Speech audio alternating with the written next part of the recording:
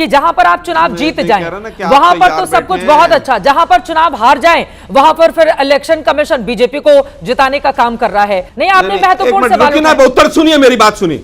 आराम से आप बदतमीजी करके चली जाती हो। आलोक शर्मा जी, बिल्कुल आराम से, कोई बदतमीजी नहीं कर रही हूं मैं, बिल्कुल आराम से। बीते महीने हमने देखा था एक दूसरे चैनल की फीमेल एंकर से आपने बदतमीजी किया, वापस लौट आए हैं। चित्रा जी सुनिए बात, सुनिए जी, चित्रा जी सुनिए बात जरा। धमकी दे दीजिए, बताइए। लेकिन आलोक शर्मा जी, ये आपकी बदतमीजी है। आलोक शर्मा, ये आपकी मुझे लगता है कि बिहार का मुद्दा ज्यादा महत्वपूर्ण है, मुद्दे को नहीं भटकाते आलोक शर्मा जी। पता नहीं क्यों आपसे जब भी जिस तरह से देखिए आलोक शर्मा जी, मैं आपको एक बात बताऊं, अगर मैं स्पीड में बोलती हूँ, भगवान ने मुझे वो ताकत दी है स्पीड में। आलोक शर्मा जी, अगर आप मेरे ऊपर कटाक्ष और व्यक्तिगत टिप्पणी करेंगे तो फिर वैसा ही धैर्य दिखाइए सुनने का भी। सभी सम्मानित दर्शकों को जय सिया राम। मित्रों, आप सब जानते हैं कि चुनाव आयोग बिहार में स्पेशल इंटेंसिव रिवीजन करवा रहा है, लेकिन एक बात जो मुझे समझ नहीं आ रही है और ऐसा लगता है कि आपको भी समझ में नहीं आ रहा होगा कि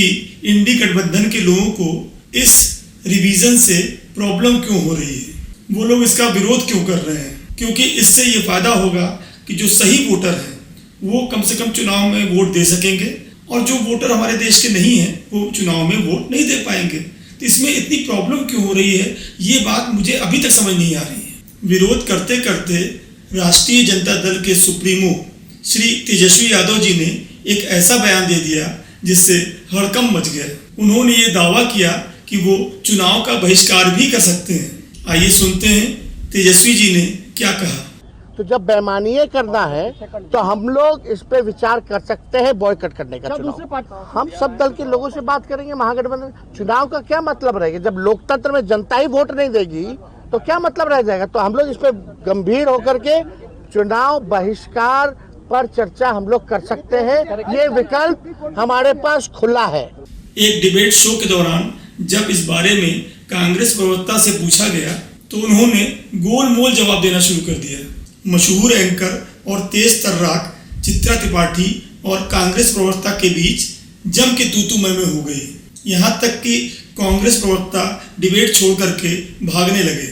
आइए इस मजेदार बहस का आनंद लेते हैं। सत्ता पक्ष के लोगों का कहना है कि आगामी चुनावी हार के मद्देनजर इस तरह का शिगुफा छोड़ने का काम किया जा रहा है।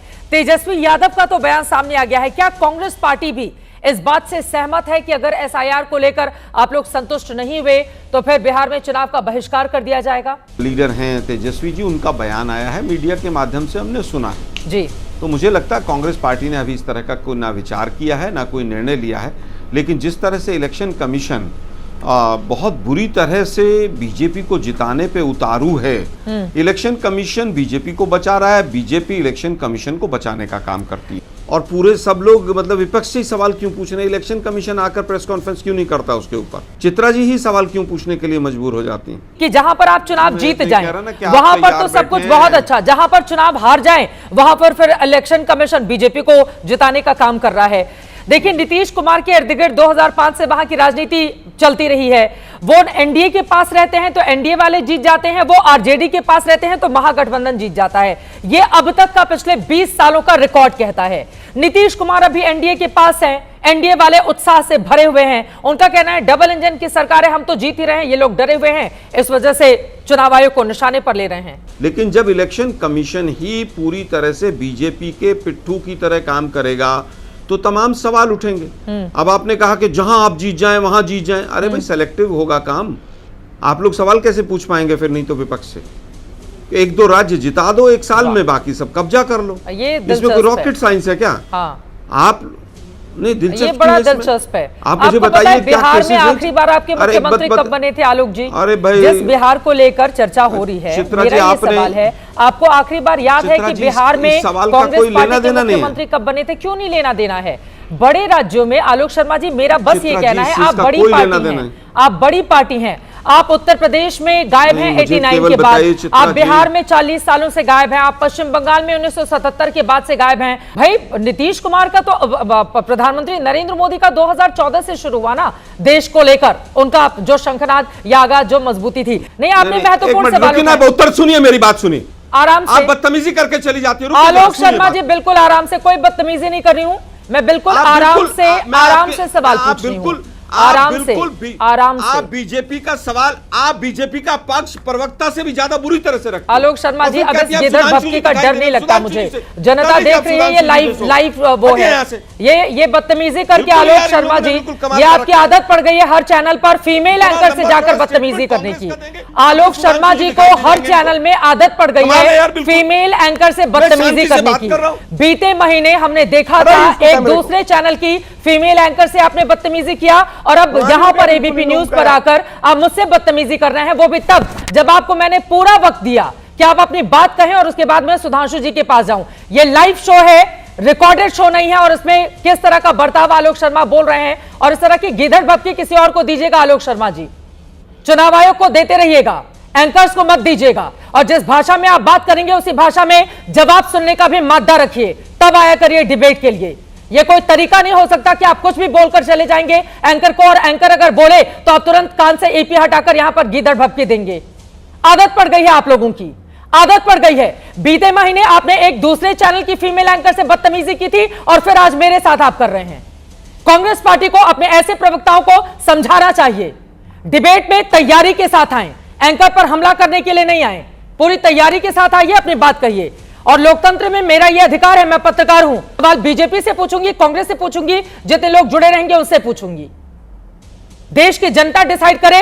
कांग्रेस पार्टी के प्रवक्ता बदतमीजी करके लाइव शो से जा रहे हैं, और कांग्रेस पार्टी भी ध्यान दे, जवाब देने के लिए वो आते हैं, एंकर से बदतमीजी करके चुनाव नहीं जीते जाते। आलोक शर्मा जी, आप दोबारा आ गए हैं, कटुता खत्म करते हैं, मुद्दे पर रहते हैं, विवाद का विषय खत्म कर देते हैं। आपने ईपी उतार दिया था, विवाद खत्म, आप दोबारा वापस लौट आए हैं। चित्रा जी सुनिए बात, सुनिए जी, चित्रा जी सुनिए बात जरा। धमकी दे दीजिए, बताइए। मैंने उस एंकर के खिलाफ केस नहीं किया, मैंने उस एंकर के खिलाफ केस नहीं किया, ये मेरी भलमानसी थी जी। मुझे 10 वकीलों ने कहा कि केस कर दीजिए। अभी आप नाम पूछ रहे थे और अभी आप कह रहे हैं कि मैंने केस नहीं किया, मेरी भलमनसाहत थी। सर, दोनों बातें आप बोल रहे हैं आलोक शर्मा। सुनिए ना भाई जरा, तो फिर मुझे बताने की जरूरत नहीं है ना आलोक जी मुद्दे पर। लेकिन आलोक शर्मा जी, आपकी बदतमीजी है, आलोक शर्मा, आपकी मुझे लगता है कि बिहार का मुद्दा ज्यादा महत्वपूर्ण है, मुद्दे को नहीं भटकाते आलोक शर्मा जी। पता नहीं क्यों आपसे जब भी शुरू का चित्रा जी, क्योंकि आप लोग लोकतंत्र को की हत्या करने में बीजेपी के साथ शामिल हैं। अगर मैं पलट के कुछ कह दूंगी आलोक शर्मा जी, तो क्या इलेक्शन फिर आप रोना लेकर पहुंच जाएंगे अपने बड़े नेताओं के पास कि चित्रा त्रिपाठी ने मेरे साथ बदतमीजी की। तो सर, आपसे हाथ जोड़कर गुजारिश आलोक शर्मा जी,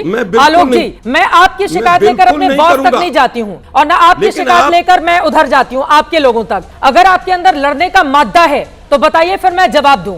लेकिन चित्रा त्रिपाठी, आलोक शर्मा महत्वपूर्ण नहीं है, बिहार का मुद्दा महत्वपूर्ण है। आपके आरजेडी के जो नेता हैं, इतना बड़ा बयान उन्होंने दिया है बहिष्कार का, आप उनके मुद्दे को छोटा बनाने में लगे। तेजस्वी यादव के मुद्दे पर बातचीत नहीं करना चाहते, मैं तो हैरान हो रही हूँ। आप तो अपने ही सहयोगी दल के नेता के बयान को छोटा बनाने में लगे हुए हैं। सर देखिए आलोक शर्मा जी, मैं आपको एक बात बताऊं, अगर मैं स्पीड में बोलती हूँ, भगवान ने मुझे वो ताकत दी है स्पीड में बोलने की, मैं बोलती हूँ स्पीड में, ये तो क्वालिटी है मेरी। आलोक शर्मा जी, अगर आप मेरे ऊपर कटाक्ष और व्यक्तिगत टिप्पणी करेंगे तो फिर वैसा ही धैर्य दिखाइए सुनने का भी। आलोक जी, कांग्रेस का कोई भी दूसरा प्रवक्ता बदतमीजी नहीं करता है जितना आलोक शर्मा करते हैं। दोस्तों, भारतीय राजनीति से जुड़े ऐसे डिबेट शो और एनालिसिस लेकर के हम अगले वीडियो में आपसे फिर मुलाकात करेंगे। चैनल पर पहली बार आए हैं तो चैनल को सब्सक्राइब करना मत भूलिएगा, और अपने विचार कमेंट बॉक्स में जरूर बताइएगा। अपना ध्यान रखिए। नमस्कार।